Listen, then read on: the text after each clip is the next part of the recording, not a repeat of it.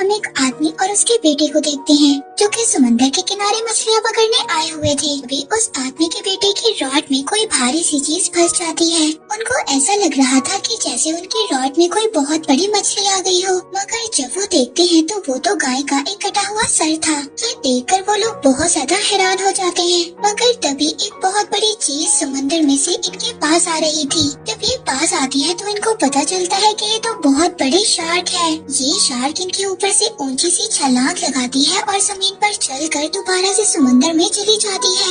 ये बात इन दोनों के लिए बहुत ज्यादा हैरान करने वाली थी कि आखिर एक शार्क जमीन पर कैसे चल सकती है। इसके बाद हमें इस मूवी की स्टोरी 3 दिन पीछे की दिखाई जाती है। हम पानी में बने हुए एक लैब को देखते हैं जहाँ पर कुछ साइंटिस्ट और डॉक्टर एक प्रोजेक्ट पर काम कर रहे थे। हम जहाँ पर इस लैब के हेड को देखते हैं जिनके अंडर ये सारा प्रोजेक्ट था। ये यहाँ पर अपने इन्वेस्टर्स को बता रहे थे कि हम एक कैंसर की मेडिसिन बना रहे हैं और साथ ही हम एक जेनेटिक मॉडिफिकेशन भी करने वाले हैं जिससे कि हमें ये मटेरियल बार बार मिलता रहेगा। इस पर एक इन्वेस्टर कहता है कि ये चीज तो बहुत ज्यादा खतरनाक हो सकती है, लेकिन इस लैब के हेड साइंटिस्ट को अपने एक्सपेरिमेंट पर पूरा यकीन था। इसके बाद यहाँ पर एक डॉक्टर अपनी कंट्रोल मशीन को भी दिखाता है जिससे ये लोग शार्क को कंट्रोल करते हैं। हम इसी लैब में एक लड़के को भी देखते हैं जिसका नाम इथन है। इसको शार्क के बारे में बहुत ज्यादा इन्फॉर्मेशन थी, इसलिए लैब के साइंटिस्ट और डॉक्टर्स ने इसको अपने साथ रखा हुआ था। अब लैब का हेड इस लड़के से यहाँ पर शार्क को बुलाने का कहता है। अब यहाँ पर ये लड़का एक रॉड से एक मरी हुई मछली को टैंक के ऊपर लटका देता है जिससे कि वो बहुत बड़ी शार्क अचानक से आकर उस मछली को खा जाती है। लेकिन अब ये सीन देखने के बाद यहाँ पर सबकी हालत खराब हो जाती है और यहाँ पर शार्क दोबारा से वापस चली जाती है। इसके कुछ वक्त के बाद यहाँ पर लैब का हेड एक्सपेरिमेंट के तीसरे फेज को स्टार्ट करने का कहता है। पर तभी यहाँ पर एक लड़की जो इस हेड के साथ काम किया करती थी वो इसको कहती है कि अभी तक हमें लेटेस्ट एक्सपेरिमेंट का रिजल्ट नहीं मिला, इसलिए इतनी जल्दी ऐसा कुछ करना खतरनाक भी हो सकता है। लेकिन उस हेड को किसी बात की भी फिक्र नहीं थी। वो तीसरे एक्सपेरिमेंट को स्टार्ट करने का कहता है। इसके बाद यहाँ पर सभी लोग शार्क में जीन्स ट्रांसफॉर्म करने के लिए तैयार हो जाते हैं। वो लैब से अपनी एक मशीन को शार्क के पास भेजते हैं जो वहाँ पर जाकर उसके जीन्स ट्रांसफॉर्म करती है। लेकिन यहाँ पर शार्क की नेचर बदल जाती है, लेकिन किसी तरीके से उनका ये एक्सपेरिमेंट सक्सेसफुल हो जाता है। अब इस बात से लैब के सभी लोग बहुत ज्यादा खुश होते हैं। लेकिन दूसरी तरफ उस शार्क में अजीब से बदलाव हो रही थी। इसी वक्त लैब में जो हेड की सेक्रेटरी थी जो उसको इस एक्सपेरिमेंट से रोक रही थी वो क्लास के पास खड़ी थी। शार्क उस क्लास के पास आने लगती है, लेकिन जब वो देखती है तो शार्क वहाँ से चली जाती है। तभी यहाँ पर लैब का हेड आता है। वो अपनी सेक्रेटरी से कहता है वो उसकी छोटी बच्ची को अपने साथ लेकर जा रहा था। वो उसको कहता है कि जब तुम फ्री हो तो उसको पिक कर लेना। इसके बाद यहाँ पर हम एक दूसरे डॉक्टर को फोन पर बात करते हुए देखते हैं। यहाँ पर अचानक से इमरजेंसी अलार्म ऑन हो जाते हैं। ये देखकर वो डॉक्टर सभी को अपने पास बुलाता है। यहाँ पर ये सभी लोग बहुत ज्यादा परेशान हो जाते हैं क्योंकि शार्क का हेल्थ इंडिकेटर ड्रॉप होने लगा था। ये सब देखकर वो लड़की जो लैब के हेड के साथ काम किया करती थी वो अपनी मशीन से शार्क के पास कुछ सिग्नल वेव करती है। लेकिन अब उस शार्क का हार्ट रेट बिल्कुल डाउन हो जाता है और ये सब लोग ये समझ रहे थे कि शार्क अब मर चुकी है। लेकिन वहाँ पर अचानक से वो शार्क उनके टैंकर में आ जाती है और वो वहाँ पर एक डॉक्टर को मार देती है। अब ये सब देखकर वहाँ पर सभी लोग बहुत ज्यादा डर जाते हैं और वो वहाँ पर अपने लैब में उस टैंक को फौरन बंद कर देते हैं। लेकिन अब यहाँ पर ये बात किसी को भी समझ नहीं आ रही थी कि वो शार्क अचानक से लोगों को क्यों खा रही थी। अब वो लड़का भी वहाँ पर आ जाता है जो शार्क के बारे में सारी इन्फॉर्मेशन रखता था। वो वहाँ पर डॉक्टर्स और साइंटिस्ट से आकर पूछता है कि आखिर तुमने शार्क के साथ किया क्या है। तभी वहाँ पर एक क्लासेस वाला डॉक्टर उसको बोलता है कि तुम्हें इस बारे में जानने की कोई भी जरूरत नहीं है।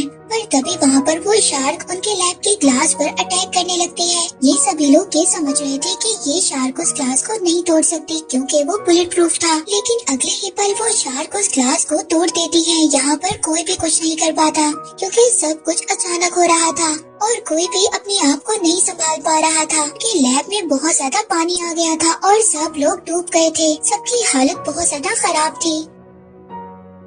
अब कुछ देर बाद वो सभी लोग पानी से बाहर आते हैं। इसके बाद वहाँ पर इथन सभी को आवाज करने से मना करता है क्योंकि आवाज से शार्क अट्रैक्ट हो रही थी और तभी गलती से वहाँ पर एक लड़की पानी में गिर जाती है और शार्क उस लड़की को मार देती है और खा जाती है। तभी वहाँ पर एक और डॉक्टर आवाज करने लगता है। अब शार्क उसकी तरफ अट्रैक्ट हो रही थी, मगर तभी वो लड़का ट्रैंकुलाइजर लेने जाता है, मगर बदकिस्मती से जहाँ पर ट्रैंकुलाइजर रखे हुए थे वो बिल्कुल लॉक हो चुका था। अब वहाँ पर वो लड़का उसके ग्लास को तोड़ देता है, जिससे कि शार्क उस आवाज से उसके पास आने लगती है। लेकिन तभी वो लड़का अपने आप को उस शार्क से बचा लेता है और वहाँ पर एक और मोटा लड़का जिसका नाम मोंटी था वो उसको बचा लेता है। फिर यहाँ पर ये लड़का ट्रैंकुलाइजर से उस शार्क पर शूट करता है, लेकिन इसका निशाना उस शार्क पर नहीं लग रहा था। ये शार्क उस मोटे लड़के पर अटैक करने वाली थी, मगर तभी वहाँ पर वो लड़का इस शार्क में ट्रैंकुलाइजर को लगा देता है, जिससे कि वो शार्क वहाँ पर बेहोश हो जाती है। अब ये लड़का जिसको शार्क के बारे में सारी इन्फॉर्मेशन थी वो सबको अपना एक प्लान बताता है।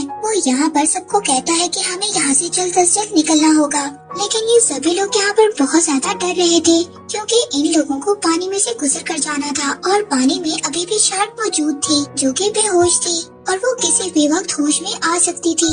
लेकिन अब इन लोगों के पास कोई दूसरा ऑप्शन नहीं था, इसलिए अब उन सब लोगों को पानी में तैरकर दरवाजे तक जाना था। पर तभी यहाँ पर इनमें से एक लड़की के हाथ में से ब्लड आने लगता है और उस ब्लड की स्मेल से शार्क को होश आ जाता है। वो शार्क वहाँ पर उस लड़की को मार देती है। यहाँ पर सबकी हालत बहुत ज्यादा खराब हो जाती है। वहाँ पर जो चश्मे वाला डॉक्टर था वो अपने आप को बचाने के लिए एक दूसरे आदमी को शार्क के आगे फेंक देता है। अब यहाँ पर ये सभी लोग जब दरवाजे तक, वो दरवाजा पानी की वजह से बिल्कुल लॉक हो चुका था, जिसकी वजह से वो खुल नहीं रहा था। फिर वो लोग वहाँ पर अपने लैब में एक वेंटिलेशन को देखते हैं। अब उन लोगों को वहाँ पर वेंटिलेशन से बाहर निकलने का आइडिया आता है। फाइनली सभी लोग इस रास्ते से बाहर आ जाते हैं। अब इन सबको ये लग रहा था कि खतरा इनसे दूर हो चुका है, लेकिन जब वो जमीन पर दरारों को देखते हैं तो वो बहुत ज्यादा हैरान हो जाते हैं और ये लोग यहाँ पर समझ जाते हैं कि अभी भी कुछ न कुछ गलत है। तभी यहाँ पर हम लैब के हेड की सेक्रेटरी को देखते हैं जिसका नाम सियोन था।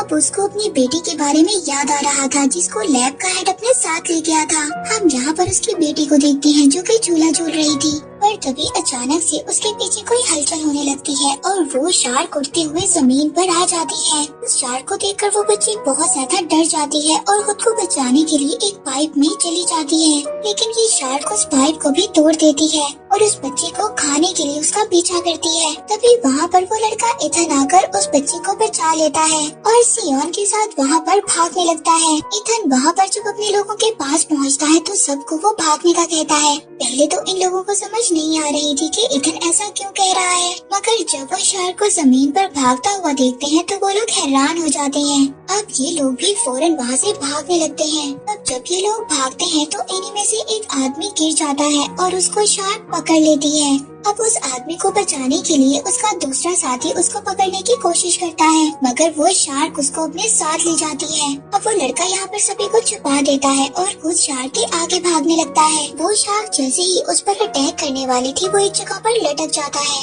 और वो शार्क अटैक करते हुए पानी में गिर जाती है। फिर वहाँ पर सियोन और मोंटी उसको बाहर निकालते हैं और वो वहाँ से भाग जाते हैं।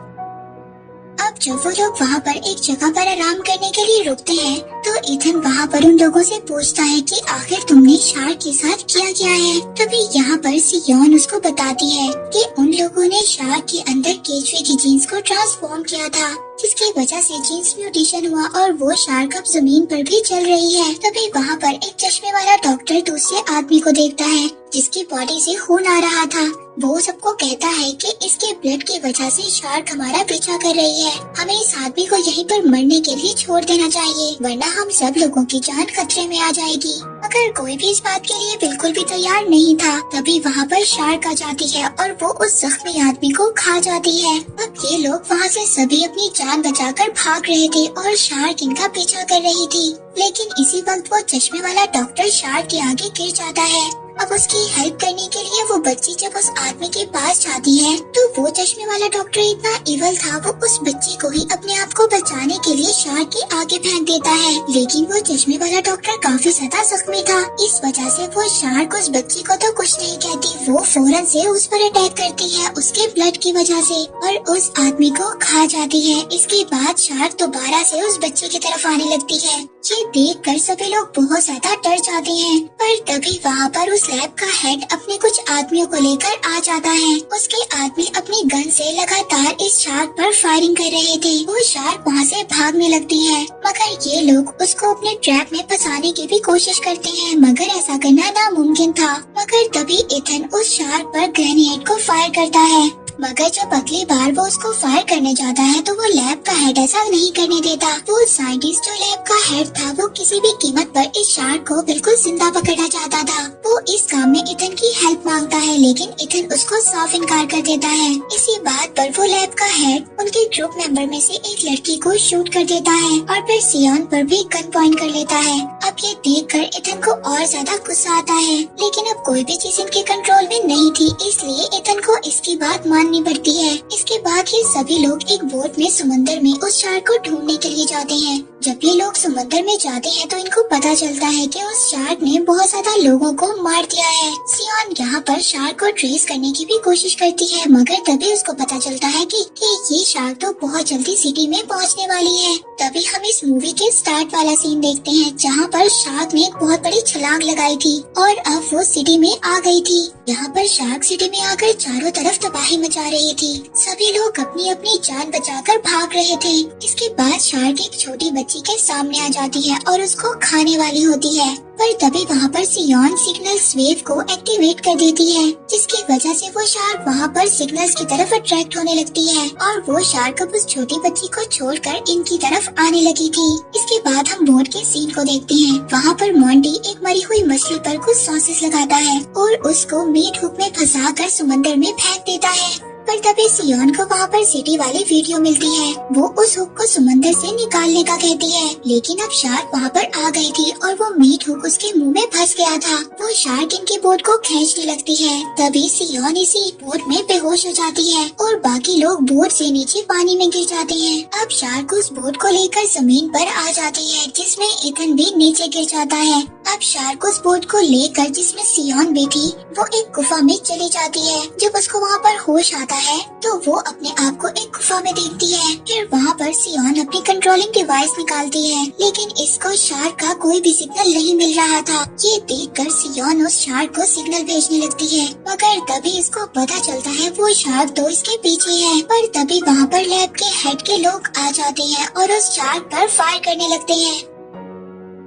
वो लोग इस शार्क को हाई इलेक्ट्रिक वोल्टेज का शॉक देते हैं, जिससे वो शार्क वहाँ पर बेहोश हो जाती है। पर तभी वो लैब का हेड उस शार्क के पास आता है और उसको टच कर हंसने लगता है। पर तभी वहाँ पर इथन भी आ जाता है। वो सियोन को अपने साथ लेकर जा रहा था, पर तभी वहाँ पर वो लैब का हेड उन दोनों को रोक देता है। वो उनको बताता है कि असल में उसका मकसद एक बायो वेपन को बनाना था और वो ये कहता है कि मैं नहीं चाहता कि इसके बारे में किसी को भी पता चले, और वो अब वहाँ पर उन दोनों को भी मारने लगता है। पर तभी उसी वक्त वो शार्क भी होश में आ जाती है। वहाँ पर सभी लोग डर जाते हैं। वो शार्क अगले ही पल उस लैब के हेड को खा जाती है। ये देखकर सभी लोग अपनी जान बचाने के लिए बाहर भागते हैं, लेकिन इसी वक्त वहाँ पर शार्क इनके कुछ लोगों को मार देती है। तभी भागम दौड़ी में स्मोक वाले ग्रेनेड्स इनके नीचे गिर जाते हैं, जिससे वहाँ पर स्मोक हो जाती है और किसी को कुछ भी नजर नहीं आ रहा था। शार्क अब इस बात का फायदा उठाती है और वो शार्क इन सभी लोगों को मारने लगती है। लास्ट में एक आदमी बचता है जो अपनी 2 गन से फायरिंग कर रहा था। शार्क उस आदमी के पीछे खड़ी हो जाती है और उस आदमी को भी खा जाती है। दूसरी तरफ इथन उस शार्क को मारने का प्लान कर रहा था। वो सियोन से वो कंट्रोलिंग डिवाइस ले लेता है और यहाँ से भागने लगता है, जिसकी वजह से शार्क इसके पीछे भागने लगती है। अब सियोन के पास जो कंट्रोलिंग डिवाइस थी वो उसको ऊपर उछालती है ताकि शार्क अपना मुंह खोल सके, लेकिन शार्क इस वक्त बहुत ज्यादा ऊंचाई पर थी, इसलिए इथन इस वक्त उस ग्रेनेड्स को उसके अंदर फायर नहीं कर पाता। अब शार्क सियोन को खाने के लिए उसकी तरफ आने लगती है। ये देखकर इथन बहुत ज्यादा डर जाता है, लेकिन इसी वक्त वहाँ पर मोंटी आ जाता है और वो एक मरी हुई मछली को हवा में उड़ाता है। जब शार्क उस मछली को खाने के लिए अपना मुंह खोलती है तो इथन उसके अंदर बहुत ज्यादा ग्रेनेड्स को फायर कर देता है, जिसकी वजह से शार्क के अंदर बहुत ज्यादा ब्लास्ट होने लगते हैं और शार्क मर जाती है। लेकिन अब सियोन और मोंटी को कहीं पर भी इथन नजर नहीं आ रहा था। वो लोग ये समझ रहे थे कि वो मर चुका है। ये लोग वहाँ पर बहुत ज्यादा रोने लगते हैं और दुखी हो जाते हैं, लेकिन इथन उन दोनों के पीछे खड़ा होता है। ये दोनों उसको देखकर बहुत ज्यादा खुश हो जाते हैं। सियोन इथन को हक करती है। लास्ट सीन में हमें बेबी शार्क दिखाई जाती है जिसको उस शार्क ने बर्थ दिया था। इसके साथ ये मूवी यहीं पर एंड हो जाती है।